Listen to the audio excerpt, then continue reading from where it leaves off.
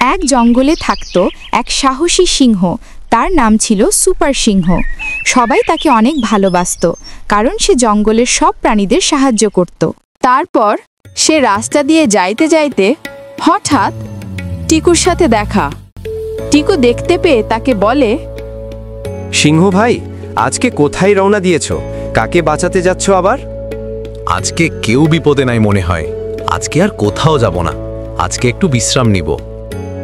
সত্যি ভাই, আপনার মতো কেউ হয় না। আরে আমার কথা বাদ দাও, তুমি এত সকাল সকাল কোথায় যাচ্ছ? কোথায় আর যাব ভাই, খাবারের খোঁজে বের হলাম, দেখি কোথায় খাবার মিলে। ও আচ্ছা, যাও যাও। এই বলে টিকু খাবারের খোঁজে বের হয়, আর সিংহ বিশ্রাম নেওয়ার জন্য তার ঘরে রওনা দেয়। তারপর সিংহ ঘুমাচ্ছে। হঠাৎ হাতিমামা দৌড়ে দৌড়ে তার কাছে ছুটে আসে এবং তাকে বলে, রাজামশাই, ঘুমাইছেন? কি ব্যাপার? সিংহ ভাই, নদীর ধারে এক বিশাল দানব দেখা গেছে। তাকে দেখতে পেয়ে বনের সবাই ভয়ে ভয়ে আছে। দানব? এ জঙ্গলে? এটা কখনোই হতে পারে না, এটা অসম্ভব। আরে আমি সত্যি বলতেছি, আমি নিজের চোখে দেখে আসলাম। সিংহ ভাই, নদীর ধারে অদ্ভুত এক দানব এসেছে, যেটা দেখে সবাই আতঙ্ক হয়ে আছে। সিংহ ভাই, এবার বিশ্বাস হয়েছে তো? আরে আর কথা না বাড়িয়ে চলো, তাড়াতাড়ি চলো। তারপর হাতিমামা, সিংহ ভাই আর টিকু ছুটে গেলেন নদীর ধারে। ওখানে গিয়ে দেখলেন আসলেই একটা বড় দানব নদীর ধারে এসেছে। তারপর তাকে দেখতে পেয়ে সিংহ বললেন, কে তুমি? এ জঙ্গলের ভয়ে বাড়াচ্ছ কেন? আমি ডার্কো। এ জঙ্গল আজ থেকে আমার। আজ থেকে জঙ্গলে আমি রাজত্ব করব। এই জঙ্গল সবচেয়ে শান্তির জায়গা। তুমি যেটা চাচ্ছ, আমি সেটা কখনো হতে দেব না। আমি যেটা বলি সেটা করেই ছাড়ি। এখন থেকে এই জঙ্গল আমার রাজ্য, মানে আমার রাজ্য। বুঝতে পেরেছি, তুমি সহজে কথা শুনবে না। তারপর সে নদী পার হয়ে দানবের কাছে যায়। ওখানে গিয়ে জোরে জোরে গর্জন করে, কিন্তু সে কিছুই মনে করে না। তারপর সে বলে, হা হা হা, আমার শক্তির আগে কেউ টিকতে পারে না। কি মনে করেছো তোমার গর্জনে আমি ভয় পাবো? আমাকে এত ভীতু ভাবো? হা হা হা। তারপর সিংহ এখান থেকে চলে যায়। তার সাথে সাথে টিকু আর হাতিমামাও চলে যায়। হা হা হা, ভয়ে পালিয়েছে। আমার সাথে পাঙ্গা এতই সহজ? হা হা হা। কি গো সিংহ ভাই, হঠাৎ এভাবে চলে আসলেন কেন?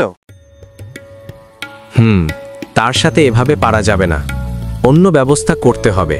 কিন্তু করবেনটা কি? সে সাইজে অনেকটা বড়, আমরা কিছুই করতে পারবো না। আরে উপায় একটা বের হবেই, চিন্তা করিও না। এখন ভাবো তার দুর্বলতা কি কি থাকতে পারে, সেই দুর্বলতায় আঘাত করতে হবে আমাদের। সিংহ ভাই, একটা বিষয় লক্ষ্য করেছেন? তার চোখ দিয়ে মনে হচ্ছে আগুন জ্বলে, এরকম মনে হয়। লাল লাল, এটা লক্ষ্য করেছেন আপনি? আরে হ্যাঁ, এটা আমার মনে ছিল না। দারুণ কথা বলেছো একটা। আমরা এই বিষয়টা কাজে লাগাতে পারি। কিছু বুঝলাম না, তার চোখ লাল হোক বা হলুদ হোক, সেটা দিয়ে আমরা কি করব? তাকে কিভাবে পরাজয় করা যায় ওটা চিন্তা করতে হবে আমাদের। আরে তোমাদের বুঝতে হবে না, আমি বুঝে গেছি তার দুর্বল জায়গা কোথায়। তোমার একটা কাজ করিও, আজ রাত্রেবেলা আমার সাথে দেখা করিও, সব বিস্তারিত বলবো তখন। এই বলে সে এখান থেকে চলে যায়। তারপর রাত্রিবেলায় অনেক চিন্তা করে।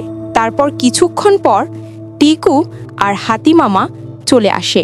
তারপর তাকে বলে, সিংহ ভাই, তার দুর্বলতা কি খুঁজে পেলেন? আরে সেটা তো পেয়েছি, কিন্তু সে এখন কোথায় আছে একটু বলতে পারো? আমার মনে হচ্ছে সে নদীর ধারের ওই দিকেই আছে। চলো দেখি, ওই দিকে যাই। তারপর দানবকে খুঁজতে বেরোলেন তারা। কিন্তু যাইতে যাইতে হঠাৎ রাস্তায় তাকে দেখতে পাই। দেখতে পেয়ে সিংহ বললেন,